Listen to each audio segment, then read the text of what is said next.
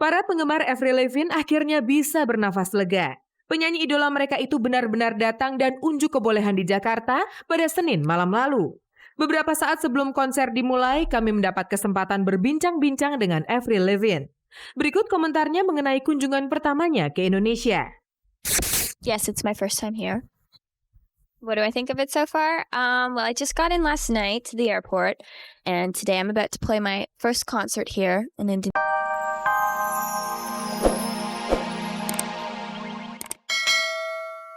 Sama-sama. Jadi kapan nih kebersamaan itu diresmikan menjadi sebuah hubungan yang pasti? Wow. Nggak kepikiran dulu kali ya. Ya nggak enak aja masih, apa ya, kayak ribet banget gitu. Feeling gue. Ya nggak tahu kalau ke depannya, yang pasti kayaknya kalau sekarang enggak deh. Enggak, ya ampun, enggak. Kasihan dia lah, masa digosipin sama aku yang enggak ya. Ampun, orang dibilang kita jalan sama rame kok. Serius ya. A friend tuh, pure friend. Iya, ya pokoknya gitu lah.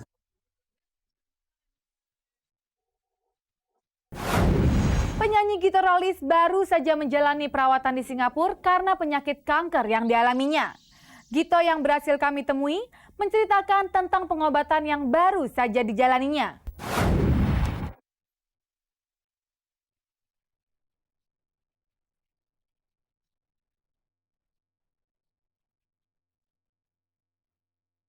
Tampak luar, dai yang satu ini terlihat sehat walafiat. Tapi siapa yang mengira kalau Gito Rollis, mantan penyanyi rock di era 70-an ini, menderita persoalan kesehatan yang cukup serius. Gejala penyakit di bagian tulang belakangnya itu sebenarnya telah ia rasakan cukup lama. Namun Gito Rollis baru tergerak untuk memeriksakannya setelah sakit yang biasanya hanya ia obati dengan pertolongan sekedarnya itu terus-menerus kambuh. Setelah dilakukan pemeriksaan, barulah ia tahu kalau di bagian tulang belakangnya terdapat kelainan. Untuk memastikan hasil pemeriksaan, Gito Rollis bersama sang istri terbang ke Singapura dan berobat di sana. Ternyata bukan hanya satu, bukan hanya di tulang belakang saya, ternyata ada beberapa titik. Ya.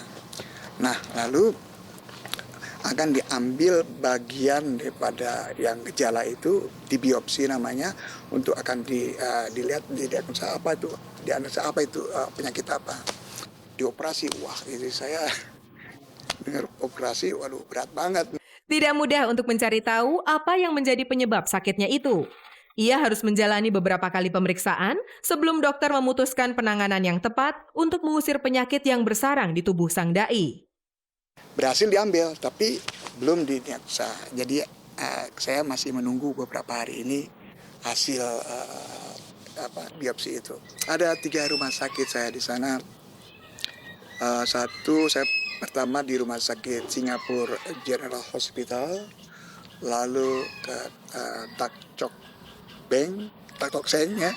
Lalu satu lagi di National University Hospital, jadi di tempat mahasiswa.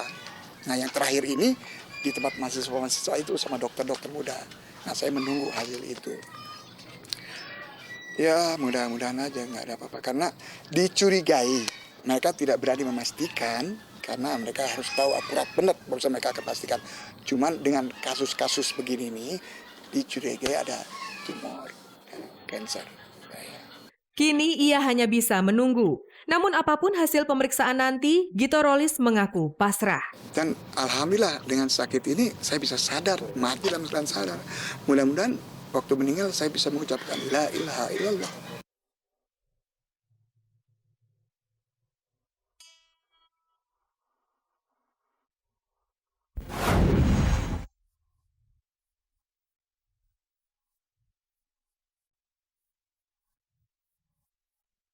Sebagai salah satu dari sekian banyak orang yang pernah mengidap penyakit kanker, artis Gaek Rima Melati tentu prihatin dengan kondisi kesehatan rekannya.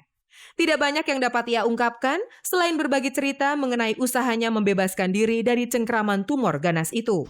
Kalau umpamanya dia belum 100% ya percaya, dia selalu bisa second opinion. Jadi untuk mendapatkan opini lain dari dokter lain, mungkin kalau dia mau benar-benar mau itu ya, itu juga bisa. Tapi kalau dia memang sudah yakin sama dokter ini, usaha untuk penyembuhan itu yang paling penting. Gita Rollis memang belum divonis menderita tumor ataupun kanker. Namun apapun hasil pemeriksaan nanti, ini doa dan semangat dari Rima Melati untuk sang sahabat. Saya ikut berdoa dan saya tahu Anda tuh bersemangat sekali dan pasti akan sembuh. Apalagi dunia kita ini masih panjang, masih membutuhkan seorang Gita Rollis di dunia entertainment. Jangan sakit ya, harus sembuh ya Gita. I love you.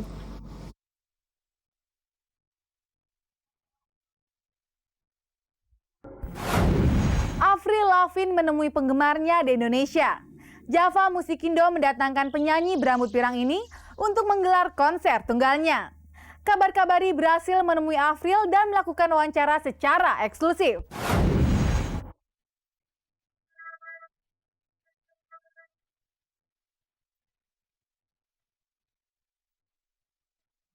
Para penggemar Avril Lavigne akhirnya bisa bernafas lega. Penyanyi idola mereka itu benar-benar datang dan unjuk kebolehan di Jakarta pada Senin malam lalu. Beberapa saat sebelum konser dimulai, kami mendapat kesempatan berbincang-bincang dengan Avril Lavigne. Berikut komentarnya mengenai kunjungan pertamanya ke Indonesia. Yes, it's my first time here. What do I think of it so far? Well, I just got in last night to the airport, and today I'm about to play my first concert here in Indonesia. I'm very excited. Looking forward to what the fans are going to be like here. And I think it's cool so far what I know of it. Yeah, it's really warm. It's a lot of palm trees. It's quite different from where I'm from, so it's just really interesting to see how the people live here. Malam yang ditunggu-tunggu pun tiba. Avril Lavigne berhasil memuaskan para penggemarnya dengan penampilan spektakulernya Senin malam lalu. 20 lagu berhasil dibawakan penyanyi berusia 16 tahun asal Kanada itu. Aksi panggungnya pun bisa dibilang gila-gilaan. Lebih dari sekedar bernyanyi, pelantun lagu Skater Boy itu juga menampilkan kemampuan memukaunya memainkan alat musik. Mulai dari gitar, piano, dan menggebuk drum. Secara keseluruhan, penampilan penyanyi yang mulai mengarang lagu sejak usia 10 tahun itu mampu membuat para penonton yang hadir bertepuk puas. Asik banget sih. Kalau Avril kayaknya dia memang kekuatannya di timbrenya ya, khas banget gitu. Iya. Suaranya tuh khas. Lagu-lagunya juga khas. Lagu-lagunya asik, terus suasananya juga oke gitu. Mungkin karena banyak anak muda ya yang nonton.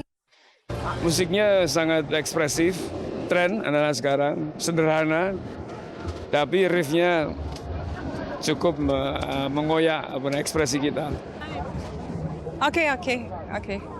Senang nyenengin Eva aja. Ira Wibowo dan Katon Bagaskara serta Sofia Lacuba, Eva Lesmana dan Michael Villarreal mungkin bisa menikmati konser Avril Lavigne dengan sepenuh hati, tapi tidak beberapa orang ini. Mereka terpaksa melewati penampilan penyanyi favorit karena kondisi tubuh yang tidak memungkinkan. Baru setengah perjalanan konser dinikmati, para penggemar Avril ini langsung berjatuhan karena tidak kuat menopang tubuh yang terdorong-dorong oleh kerumunan penonton lain yang begitu bersemangat. Akhirnya kenikmatan menyaksikan penyanyi idola pun berakhir di ruang perawatan. Tadi ada yang dorong-dorong, terus yang dari ke belakang ada banyak orang mau kayak ditonjok-tonjok orangnya, terus jadi jatuh tadi teman saya. Nggak kelihatan, gelap sekali tadi. Iya sedih lah. Kayaknya di setiap konser tuh pasti ada yang pingsan cewek-ceweknya. Hari ini tapi sedikit sekali cuma 4 ya. Cuma 4 dibandingkan dengan Simple Plan kemarin 37. Ya, hari ini 4 dibandingkan dengan Westlife waktu datang ke sini 250. Dibandingkan Korn waktu datang ke sini 300. Tidak hanya pertolongan pertama yang selalu disediakan Adri Subono di setiap konser yang digelarnya. Penanganan bagi penonton yang menggunakan kursi roda pun telah ia siapkan jauh-jauh hari sebelum konser digelar. Karena saya berpikir bahwa musik itu milik semua orang, ya kan? Baik itu orang yang biasa, sehat atau dengan kursi roda. Jadi saya coba untuk memberikan bantuan, servis supaya dia juga bisa seneng lah nonton konser ini.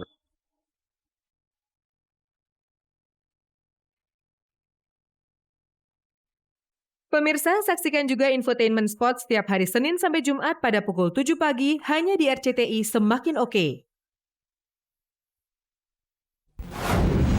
Tidak terasa 30 menit sudah berlalu dan kebersamaan kita berakhir sampai di sini.